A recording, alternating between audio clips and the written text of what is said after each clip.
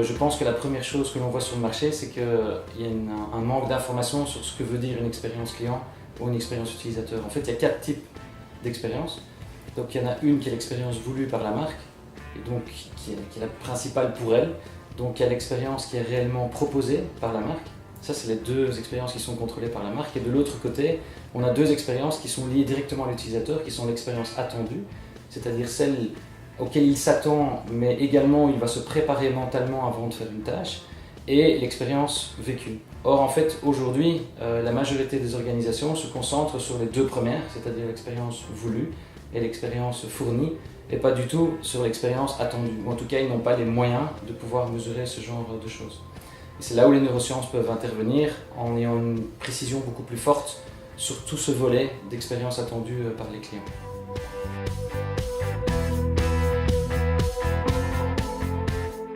Donc ce qui est important, c'est que le marketing global et ce qui fait que l'expérience aujourd'hui est plutôt orientée vers l'organisation, c'est basé en fait sur un vieux concept qui s'appelle Homo economicus, dans lequel en fait l'idée c'est que l'homme est capable de prendre des décisions complètement rationnelles, que quand il évalue 2 produits, il est capable de prendre chaque élément et de pouvoir le distinguer les uns par rapport aux autres, qu'il est entièrement conscient de ses besoins, etc. Or en fait, ce qu'on voit avec les neurosciences depuis une dizaine d'années, c'est que ce n'est pas du tout le cas. C'était impossible de le mesurer avant qu'on ait ce matériel-là, mais aujourd'hui ce qu'on se rend compte, c'est que 95% des activités cérébrales de quelqu'un sont non conscientes, que 80% des informations qui arrivent en réflexion sont pré-traitées par le système limbique, c'est-à-dire par le cerveau émotionnel, et qui en fait filtre les informations. Donc en fait, on n'est pas du tout rationnel. Et ce que les neurosciences apportent aujourd'hui au digital, c'est non seulement de mieux comprendre l'expérience attendue que les gens veulent, mais également de fournir une expérience vécue qui soit sans barrière. C'est-à-dire qu'on est capable d'enlever les barrières qui sont sur le parcours des gens et qui ne peuvent pas déclarer eux-mêmes.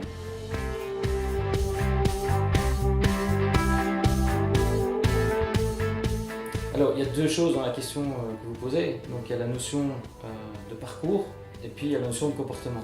Donc, aujourd'hui, le marché est organisé pour construire des écrans. Or, en fait, l'écran n'est qu'un stimuli qui sert à générer un comportement chez les gens. Donc, designer l'écran n'a pas de sens. Ce qu'il faut, c'est designer la réponse que l'écran va générer chez la personne. C'est ce qu'on appelle du design de comportement. Une fois que le design comportemental est effectué, c'est-à-dire qu'on définit ce que la personne doit réellement vivre sur les écrans, alors on peut designer des écrans. Mais aujourd'hui, malheureusement, la majorité du marché est organisée à l'envers, c'est-à-dire qu'on crée des écrans, puis après on essaye d'observer les comportements. Et le deuxième volet de votre question était à propos des parcours. Donc ça aussi c'est très important. On parle beaucoup de parcours, c'est l'acte technique que la personne fait de passage d'une page à l'autre, mais en fait ce qui compte le plus c'est son scénario, c'est-à-dire le contexte dans lequel elle vient faire l'action, quelle est sa vraie tâche dans la vie de tous les jours, qu'elle rencontre et qui fait qu'elle va vouloir aboutir au bout à quelque chose. Autrement, quand elle va arriver au bout, si ça ne correspond pas, elle n'aura pas l'expérience vécue attendue et donc ça ne fonctionnera pas.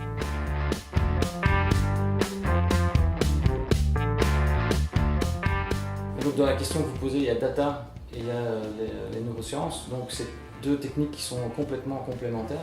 Donc il y en a une qui va mesurer le combien de personnes viennent sur le site, combien de personnes quittent la page immédiatement, combien de personnes convertissent, combien de personnes vont à l'acte d'achat, combien de temps on reste. Donc tout ce qui est combien est mesuré en fait principalement par des data, qui soient big ou small, mais qui soient mesurés. De l'autre côté, les neurosciences en fait vont nous permettre de mesurer le pourquoi.